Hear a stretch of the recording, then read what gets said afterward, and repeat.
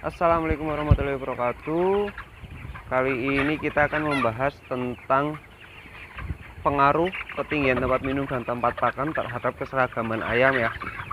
Terutama di usia tua sangat berpengaruh lagi. Langsung saja ke topiknya langsung saja ke wujudnya langsung. Oke. Nah, ini nih salah satu penerapan ketinggian nipel yang salah. Terlalu tinggi.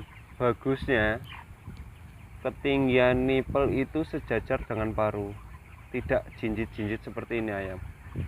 Pada akhirnya merusak keseragaman ayam. Kenapa begitu? Ya, ayam yang kecil tidak akan nyampe, apalagi untuk minum di nipel. Di cupnya aja tidak nyampe, seperti itu, pada jinjit-jinjit semua ayam. Kita lihat di sini. Ini hanya ayam-ayam yang besar aja yang nyampe. Pentingnya dalam mengatur ketinggian. Ketika terlalu tinggi atau terlalu rendah, otomatis water intake tidak akan tercapai, sehingga feed intake tidak akan tercapai. Dampaknya bobot juga tidak akan tercapai. Daily growth-nya jelek. Kita ngelihat keseragamannya pasti juga jelek. Ini penerapan yang salah ya teman-teman. Nanti kita sesuaikan ke sana. Seperti itu. Tuh.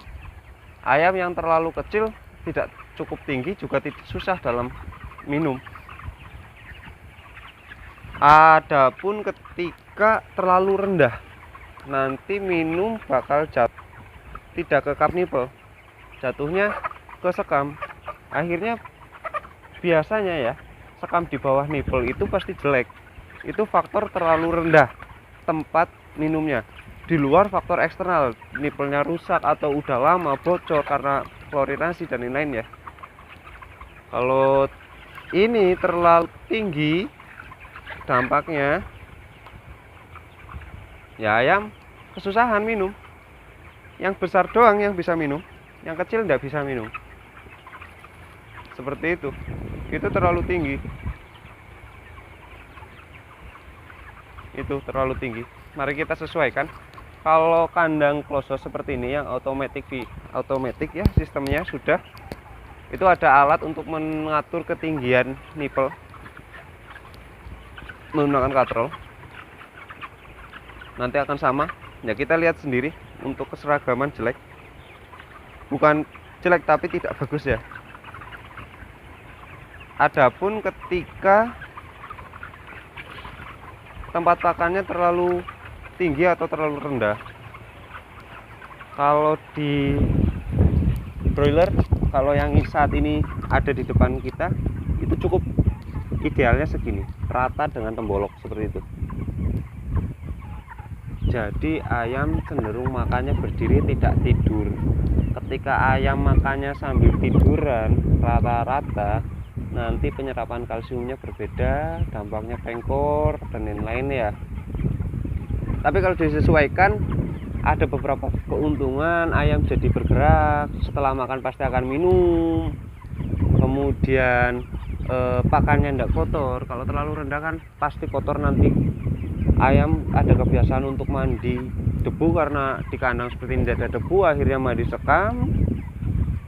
Sekamnya masuk ke tempat pakan, pakannya kotor, nah, jadi penyakit nantinya. Awal mula penyakit yang diakibatkan melalui pakan ya banyak juga. Kita juga mengantisipasi karena penyebaran penyakit di kandang closed sangat cepat. Maka dari itu kita usahakan untuk tidak ada inferior dalam bentuk apapun. Ayamnya kurang seragam untuk saat ini yang ada di kandang ini. Banyak faktor, seleksi tidak maksimal. Salah satunya juga ketinggian tempat minum yang kurang baik. Ini masih cukup padat ya. Sudah terlalu padat ayamnya.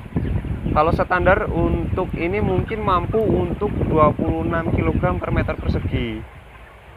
Cuma hanya standar ya. Tidak disarankan untuk melakukan menahan ayam sampai kepadatan segitu. Secara standar mungkin mampu untuk kandang ini. kebutuhan oksigen dan lain-lain masih bisa dicukupi melalui ventilasi kipas yang terpasang, exhaust fan yang terpasang. Cuma dimensi gerak untuk makan dan minum kan berpengaruh. Contoh seperti ini, ayam yang di pinggir bisa minum tapi jauh untuk makan. Begitupun yang di sini, di tengah sini, ketika terlalu padat, dekat dengan makan, jauh dengan minum. Alangkah baiknya ya kita main di kepadatan 18 sampai maksimal 22 kg per meter persegi. Tujuannya agar mobilitas itu masih terjaga. Jadi makan, minum, tidak terlalu buang energi.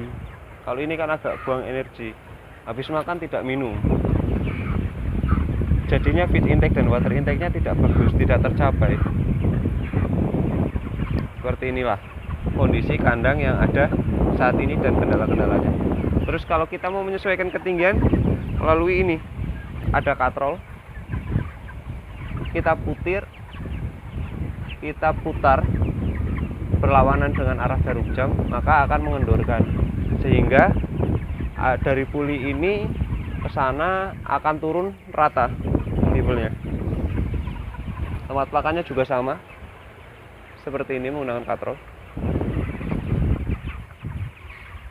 Itu banyak ayam yang tidak nyampe untuk minum.